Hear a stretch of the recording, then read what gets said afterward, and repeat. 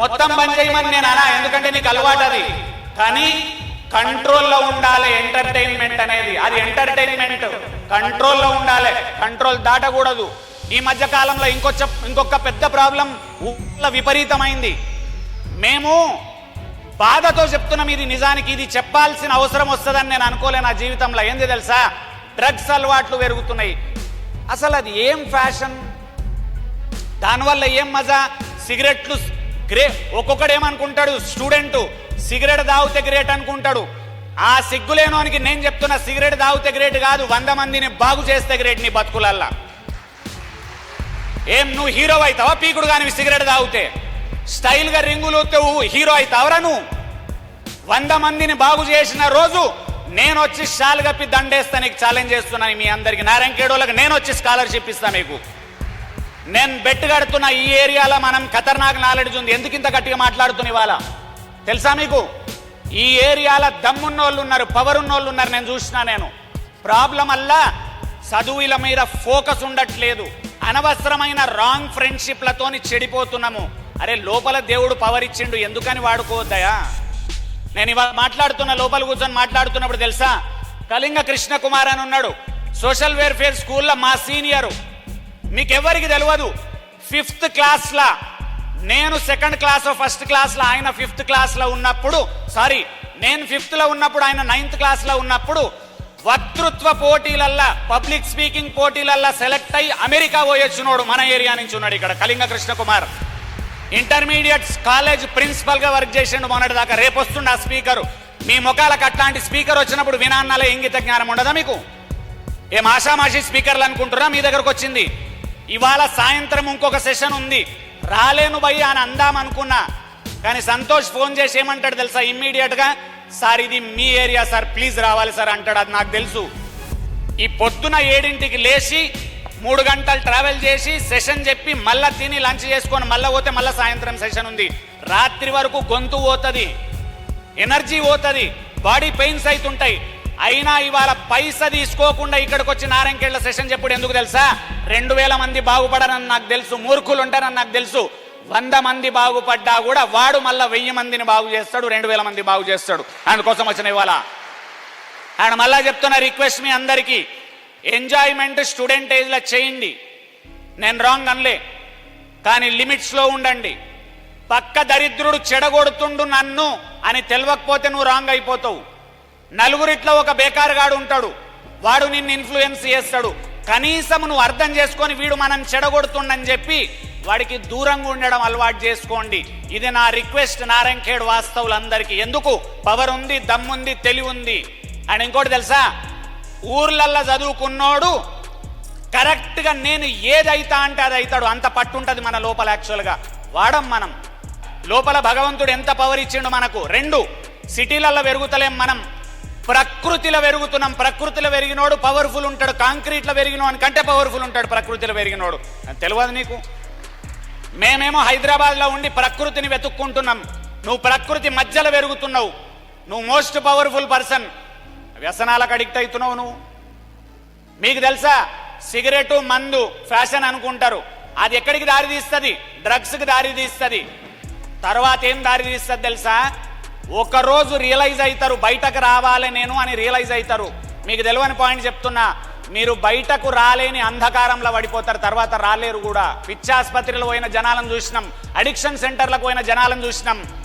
మా దగ్గర మా ఫ్రెండ్ అన్న ఒకరిని చూసినా నేను నా కళ్ళారా. ఎందుకు ఇంత ఆవేదనతో చెప్తున్నా వినుండి. మా ఫ్రెండ్ అన్నని నేను చూసినా, వాడు డ్రగ్స్కి అడిక్టెడ్. 5 సార్లు 6 సార్లు డి అడిక్షన్ సెంటర్కు పంపించినాం వాడిని. మా కళ్ళారా చూసినాం. ఎక్కడ పడిపోతాడు తెలియదు, ఎక్కడ వండుకుంటాడు తెలియదు, ఎక్కడ తింటాడు తెలియదు. 3 నుంచి 4 సార్లు వాళ్ళ అమ్మకు బాధ, నాన్నకు బాధ, తమ్మునికి బాధ, వాడి వైఫ్కు బాధ, వాని పిల్లలకు బాధ, వానికి ఒక్కనికి తెలుస్తలేదు. ఎప్పటికీ అడిక్టెడ్ అయిపోయినాడు. 3 సార్లు డి అడిక్షన్ సెంటర్ పంపించినాం. ఇప్పటికీ అడిక్షన్ నుంచి బయటకు రాలే. ఇప్పటికీ అడిక్షన్ నుంచి బయటకు రాలేదు. మహా దారుణమైన విషయం. ఇవాళ తెలంగాణ మొత్తంలో, ఆంధ్ర మొత్తంలో తెలుగు వాళ్ళల్లో మనం మాట్లాడాల్సి వస్తున్న వ్యవస్థ డ్రగ్స్ గురించి స్టూడెంట్స్ ముందర అసలు మనం మాట్లాడకూడదు, కానీ మాట్లాడాల్సిన అవసరం వస్తుంది. ఎంత చండాలం, ఎంత దరిద్రమైన స్టేజ్లో మనం ఉన్నాం. ఇది కాన్సెప్ట్ కాదు, ఇది టచ్ చేసి ముందుకెళ్ళిపోతున్నా, ఇది నా సబ్జెక్ట్ కాదు. బట్ అయినా ఇది కంపల్సరీ ఒక్కసారి మీకు గుర్తు చేయాలి నేను. అందుకని రిక్వెస్ట్ చేస్తున్నా, ఎవరన్నా పక్క వాళ్ళు ఏదన్నా మనకు తగిలిస్తున్నారు, దూరం ఉండండి. లైఫ్ ఇంపార్టెంట్, జీవితం ఇంపార్టెంట్, అలవాట్లు అడిక్షన్స్ ఇంపార్టెంట్ కాదు, ఆచరణ ఇంపార్టెంట్. సో ఈ సబ్జెక్ట్ పక్కన పెడదాం. వింటారా? రెడీ ఉన్నారా? ఇట్ సైడ్ వాళ్ళు ఎస్సా నోనా? ఇట్ సైడ్ వాళ్ళు రెడీ ఉన్నారా? ఎస్సా నోనా? లాస్ట్ అబ్బాయిలు ఎస్సా నోనా? ఎస్సా? మళ్ళొక్కసారి లాస్ట్ అబ్బాయిలు మళ్ళొకసారి ఎస్ అనాలే. ఫెంటాస్టిక్. మీ దగ్గర చాలా నాలెడ్జ్ ఉంటుంది అబ్బాయిలు, కాకపోతే మీ దగ్గర పొగరు ఉంటుంది. ఎందుకు తెలుసా? ఎస్ అంటే ఏమనుకుంటాడో పక్కోడు ఏమనుకుంటాడో అనే ఫీలింగ్ ఉంటుంది మీకు. ఎందుకు వాళ్ళు ఓపెన్గా ఎస్ అంటున్నారు, మీరు ఓపెన్గా ఎస్ అంటలేరు తెలుసా? నువ్వు ఎస్ అంటే పక్కోడు ఎక్కిరిస్తాడు, బయటకు పోయినాక పక్క బేకారుగాడు ఎక్కిరిస్తాడని ఆలోచిస్తే నీ బతుకుల నువ్వేం బీక్తావు? అరే నాకు ఎస్ అనాలుంది, నేను అంటారా బాయ్ నువ్వెవడరా పక్కకు నన్ను అనేతందుకు? నువ్వు జోకేసేటో నువ్వెవరు, నాకేదనిపిస్తే నేను అంట అనే ఓ మంచి అద్భుతమైన కాన్ఫిడెన్స్ ఉండాలి.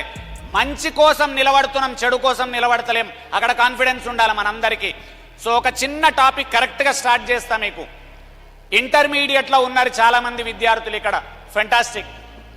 ఎంఐపీసీ, బైపీసీ, ఎంపీసీ, సిఈసి, హెచ్ఈసి ఏదో గ్రూప్ తీసుకున్నారు, నో ఇష్యూస్. మళ్ళీ మాటలు స్టార్ట్ చేసారు, మాట్లాడొద్దు ప్లీజ్. పిన్ డ్రాప్ సైలెన్స్ లేకపోతే మైక్ వదిలేసి వెళ్ళిపోతాను నేను, బికాజ్ ఇక్కడ మనీ రావు నాకు. మేము మీకు చాలాసార్లు చెప్తున్నా. అండ్ నేను స్టూడెంట్స్కి ఎక్కువ సెషన్లు ఇవ్వను, మీకు ఓపెన్గా చెప్తున్నా, ఎందుకంటే స్టూడెంట్స్ దగ్గర మెచ్యూరిటీ లేదు. బట్ అయినా కూడా ఏం తెలుసా, ఒక యజ్ఞం లాగా చేస్తున్నాం ఇది. ఎవరన్నా బాగుపడతారు. అందరి దగ్గర మెచ్యూరిటీ లేదనిలే, కొందరి దగ్గర ఉంటుంది. ఆ కొందరు విని బాగుపడితే చాలు. ఇంటర్మీడియట్ చేస్తున్నాము, ఒక గ్రూప్లో తీసుకున్నాము, నో ప్రాబ్లం. తర్వాత డిగ్రీయో ఇంజనీరింగో తీసుకుంటాము, నో ప్రాబ్లం. ఆర్ ఎంబీబీఎస్కు ట్రై చేస్తాం, నో ఇష్యూస్. అని నా ఫస్ట్ పాయింట్ మీ అందరికీ చెప్పేది ఏంది తెలుసా? ఒకవేళ మీ అమ్మ నాన్నలు కనుక పూరుండి ఎక్కువ పైసా సంపాదన అమ్మ నాన్న దగ్గర లేకపోతే, మీ స్టడీకి సపోర్ట్ చేయలేని పరిస్థితులలో అమ్మ నాన్న వాళ్ళు ఉంటే, బికాజ్ మనమున్న ఏరియా నాకు తెలుసు, ఏ ఏరియాలో మాట్లాడుతున్నా నేను అనేది. నాన్న మంచి గవర్నమెంట్ ఆఫీసర్, లేకపోతే నాన్న దగ్గర రెగ్యులర్ పైసలు వస్తున్నాయి, ఇల్లు ప్రాపర్గా గడుస్తుంది, ఎంతన్నా నన్ను చదివిపించే స్కోప్ ఉంది నాన్న దగ్గర అన్నప్పుడు వేరు. కానీ అమ్మ కూలికి పోతుంది, నాన్న కూలికి పోతుండు, అమ్మ ఒక్కతే ఉన్నది, ఇంట్లో వర్క్ చేస్తుంది 4 పిల్లలకు, మా దగ్గర పైసలే కరెక్ట్ లేవు ఇంట్లో అన్న ప్రతి ఒక్కరి ఇండ్లల్లో ఎవరెవరైతే ఉన్నారో వాళ్ళందరికీ నేను మొట్టమొదట చెప్పే సూచన ఏంది తెలుసా? ఒకవేళ మన వంశం పూర్లో ఉన్నది ఆర్ లోవర్ మిడిల్ క్లాస్లో ఉన్నది, ఒక్క పర్సన్ వంశంలో మంచిగా చదువుకుంటే ఆ వంశం మొత్తం మిడిల్ క్లాస్ నుంచి రిచ్కి ట్రావెల్గా అయ్యేంత స్కోప్ చదువులో ఉంటుంది మన దగ్గర కరెక్ట్గా. వేరేని పట్టించుకోవద్దు. ఎందుకు? నీ వంశం రిలేటెడ్ ఇష్యూ అది. ఆ వంశాన్ని బాగు చేసే పర్సన్ నువ్వు. పక్క పర్సన్ ఎవడైతే నాన్ సెన్స్ గాడు, బేకార్ గాడు ఉన్నాడో వాడు బాగుపడదామని లేడు, వాళ్ళ వంశాన్ని బాగు చేద్దామని వాడు లేడు. వాడిని పట్టించుకోవద్దు నువ్వు. నేను చెప్తున్నా, చెడ్డ సోపతి చాలు నువ్వు నాశనం అయ్యేతందుకు, చెడ్డ ఫ్రెండ్ చాలు నువ్వు నాశనం అయ్యేతందుకు, వేరెవ్వడు అవసరం లేదు. ఈ గురువులు అద్భుతంగా టీచింగ్ ఇస్తారు మనకు.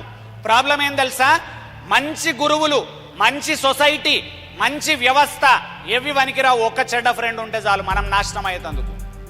మొట్టమొదటి రిక్వెస్ట్ మీ అందరికీ, చుట్టూ 4 ఫ్రెండ్స్ని చూసుకోండి. ఎవడెవడు ఉన్నాడు, మంచోడున్నాడా, మామూలోడున్నాడా, టైంపాస్ గాడున్నాడా, బేకార్ గాడున్నాడా? బేకార్ గాడు ఉంటే దయచేసి రిక్వెస్ట్ చేస్తున్న వానికి దూరం ఉండి రిక్వెస్ట్, ఎల్స్ నిన్ను బాగుపడనీయడు. ఎందుకో రూల్ ఉంది ఇక్కడ. వాళ్ళ నాన్న పైసలు సంపాదిస్తుండు, వానికి పైసలల్లో ఇష్యూ లేదు, వానికి జాబ్ రాకున్నా ప్రాబ్లం లేదు, వాళ్ళ నాన్న పైసలు సంపాదిస్తున్నాడు, గ్రేట్ కాదు, బట్ ఇల్లు గడుస్తుంది.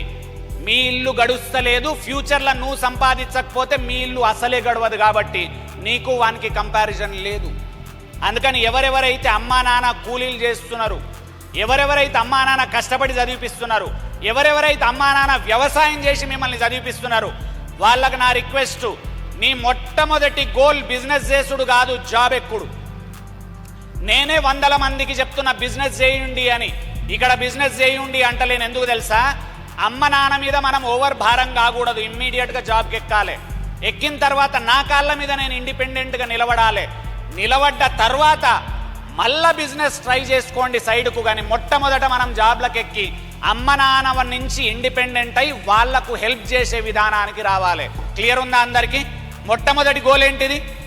చదువు తర్వాత ఏంటిది?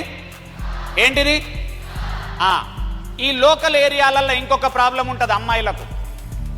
చిన్న ఇన్ఫర్మేషన్ బట్ ఇంపార్టెంట్ ఇన్ఫర్మేషన్. మనకు చదువు కాగానే అమ్మా నాన్న వాళ్ళు చాలా మందికి తొందర పెళ్లి చేద్దామని అంటుంటారు. ఊర్లల్లో పెరిగినప్పుడు అది తప్పు కాదు, అది కల్చర్. అది నాకు ఇష్యూ లేదు. కానీ నేనేమంటున్నా, అమ్మాయిలు ఈవెన్ నువ్వు జాబ్ ఎక్కే ముందే పెళ్ళైనా సరే డోంట్ సడన్గా ఇక పెళ్ళి అయిపోయింది నాదంతా అయిపోయింది అని మాత్రం డిసైడ్ చేసుకోకుండా నీ కాళ్ళ మీద నా కాళ్ళ మీద నేను నిలబడతా, నా జాబ్ నేను తెచ్చుకుంటా. ఎందుకంటే నేను కష్టపడి చదివిన ఫ్యూచర్లో నా గోల్ నేను అచీవ్ చేస్తా అని సిన్సియర్గా వర్క్ చేసుకోండి. కాబట్టి అమ్మాయిలందరికీ చెప్తున్నా, అర్లీ మ్యారేజ్ అయినంత మాత్రాన నువ్వు నీ కాళ్ళ మీద నువ్వు నిలబడకుండా ఉండడానికి స్కోప్ లేదు అని అనుకోవద్దు. కాబట్టి మొట్టమొదటి పాయింట్ అందరికీ, చదువుకున్న తర్వాత ఫస్ట్ గోల్ జాబ్లకు ఎక్కాలి. ఎందులోకి ఎక్కాలి? సెకండ్ పాయింట్ ప్రపంచం మొత్తానికి చెప్తున్నా, ఇది మీకు కాదు. సెకండ్ పాయింట్ అందరు చేస్తున్న తప్పేం తెలుసా? జాబ్లకు ఎక్కిన మరుక్షణం ప్రతి ఒక్కరు ఏం చేస్తున్నారు? సక్సెస్ అయిపోయినా, నేను ఖతర్నాక్ అయిపోయినా, నా లైఫ్ సెట్ అయిపోయింది అని అనుకుంటుండే ఒక్కొక్కడు. 20,000 శాలరీ వస్తే లైఫ్ ఎట్లా సెట్ అయింది? 15,000 శాలరీ వస్తే లైఫ్ ఎట్లా సెట్ అయింది? 25,000 శాలరీ వచ్చింది, లైఫ్ ఎట్లా సెట్ అయింది భయ్ అని ఎవరికి తెలియని విషయం ఏం తెలుసా? ఇక జాబ్లకు ఎక్కుతారు, ఇమ్మీడియట్ గోల్ ఏంది? బండి కొనాలి అంతే పిచ్చిగా ప్రతి ఒక్కరికి. కానీ ఎవ్వరికి తెలియని విషయం ఏం తెలుసా? మనీ స్లోగా వస్తాయి, ఫాస్ట్గా నుంచి వెళ్ళిపోతాయి మనీ ఎప్పుడు.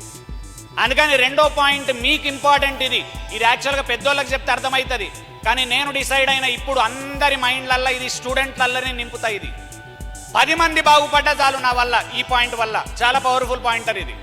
ఎందుకు? నేను మీకు ఒక ఎగ్జాంపుల్ చెప్తున్నా. నేను ఎంసీఏ కంప్లీట్ చేసిన, మాస్టర్ ఆఫ్ కంప్యూటర్ అప్లికేషన్స్ 83%తో పాస్ అయినా. నేను 83%తో పాస్ అయిన తర్వాత ఇమ్మీడియట్గా జాబ్లకు ఎక్కిన. నేను సాఫ్ట్వేర్ ఇంజనీర్ అయినా, టాటా కన్సల్టెన్సీ సర్వీసెస్లకు జాబ్కి ఎక్కిన. 18,000 మొట్టమొదటి శాలరీ బాంబేలో పోస్టింగ్. తర్వాత నా గోల్ ఏముండే తెలుసా? ఫారెన్ పోవాలి. కష్టపడి వర్క్ చేసి హెచ్ఆర్ వాళ్ళు ఎంబడి పడి మరి నాకు ఫారెన్ పోవాలనే గోల్ ఉంది, ప్లీజ్ నన్ను ఫారెన్ పంపించండి అని అడిగి మరి ఫోర్స్ చేసి మరి ఫారెన్ పోయినా. ఆమ్స్టర్డామ్ పోయిన, నెదర్లాండ్స్ అంటారు దాని ప్లేస్. నేను పోయిన కంట్రీ నెదర్లాండ్స్, ప్లేస్ ఆమ్స్టర్డామ్. అక్కడ 3 సంవత్సరాలు ఉన్నా. నేను యూరప్ మొత్తం తిరిగిన, ఆల్మోస్ట్ అన్ని కంట్రీస్ చూసిన. స్విట్జర్లాండ్ చూసిన, ప్యారిస్ చూసిన, ఐఫిల్ టవర్ చూసిన, వెనిస్ చూసిన, పీసా టవర్, అట్లా మొత్తం అన్ని ప్లేసెస్ తిరిగి, లండన్, సింగపూర్, దుబాయ్ అన్ని తిరిగిన.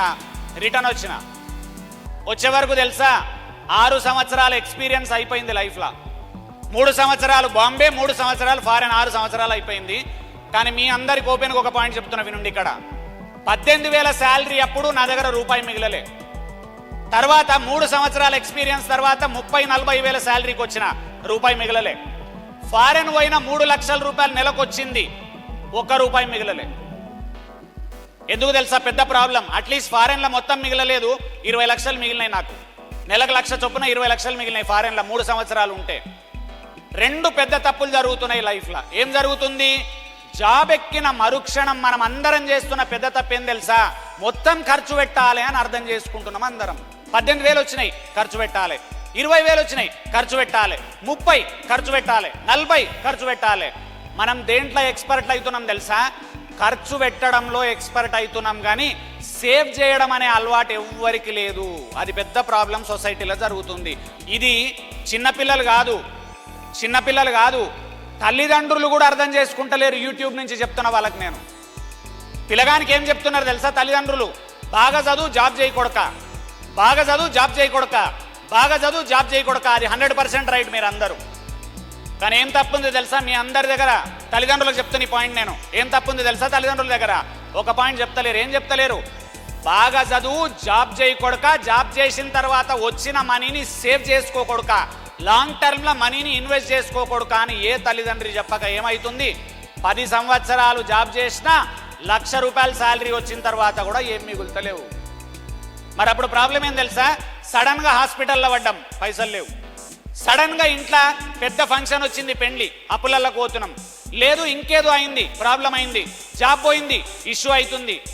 బాగా చదువుకుంటున్నాం, మార్కులు తెచ్చుకుంటున్నాం, కానీ జాబ్లకు ఎక్కుతున్నాం, కానీ మనీ సేవింగ్ అలవాటు ఎవరికి లేదు. ఇప్పుడు మీరు ఎవరినన్నా మీ అన్నలు అక్కలు మీ మామల దగ్గరకు పోయి అడుగుండి, నేను చెప్పిన పాయింట్ ఇదే. మామ 10 సంవత్సరాల నుంచి జాబ్ చేస్తున్నావు కదా మామ, ఎంత మిగిలింది మామ, ఏం ఇన్వెస్ట్ చేసినావు మామ అని అడుగు. బాబాయ్ నువ్వు 10 సంవత్సరాల నుంచి జాబ్ చేస్తున్నావు కదా బాబాయ్, ఎంత సంపాదించినావు, ఎంత సేవ్ చేసినావు, ఎంత ఇన్వెస్ట్ చేసినావు? ఎవరి దగ్గర దిక్కులేదు. ఇది పెద్ద ప్రాబ్లం సొసైటీలా. వారెన్ బఫెట్ చెప్పిన పాయింట్ మీరు అందరు పట్టుకోండి. ఎవరు చెప్పిండ్రు? నేను ఎవరి పేరు చెప్పినా? మళ్ళీ చెప్తున్నా, వారెన్ బఫెట్ చెప్పిన పాయింట్ మీరు పట్టుకోండి. ఎవరి పేరు చెప్పినా? వారెన్ బఫెట్ ఎవరు? ఎవరికైనా తెలిస్తే గట్టిగా చెప్పండి, తెలిసి ఉంటుంది. చెప్పు. స్టూడెంట్లు చెప్పాలి, నువ్వు కాదు. నీకు తెలుసు, నో ప్రాబ్లం, నాకు ఇష్యూ లేదు, ఫెంటాస్టిక్. నువ్వు చూసిరా, హాల్ మొత్తంలో 2,000 మంది కూర్చుంటే మీ ముఖాలకు మీ బతుకులల్లో వారెన్ బఫెట్ ఎవడో తెలియదు. అంత చండాలంగా పెరుగుతున్నాం మనం. నువ్వు అనొచ్చు వారెన్ బఫెట్ పేరు గ్యారంటీగా తెలుసుకో అన్నా సార్ అని. మంచోళ్ళ పేర్లు ఒక 100 తెలిసి ఉండాలి కదా. ప్రపంచంలోనే అద్భుతమైన ఇన్వెస్టర్, లాస్ట్ 5 సంవత్సరాల కింది వరకు టాప్ సెకండ్ రిచెస్ట్ పర్సన్ ఆయన. ఆయన ఎంత వాల్యూ సిస్టమ్తో పెరిగింది తెలుసా? ఆయన ఏం పాయింట్ చెప్పుండి వినుండి. మిడిల్ క్లాస్ వాళ్ళు చేస్తున్న పెద్ద తప్పును బయట పెట్టిండు ఆయన. నాకు ఆయన మాటలు విన్న తర్వాత గూస్ బంప్స్ వచ్చినాయి. నాకేమన్నాడు తెలుసా?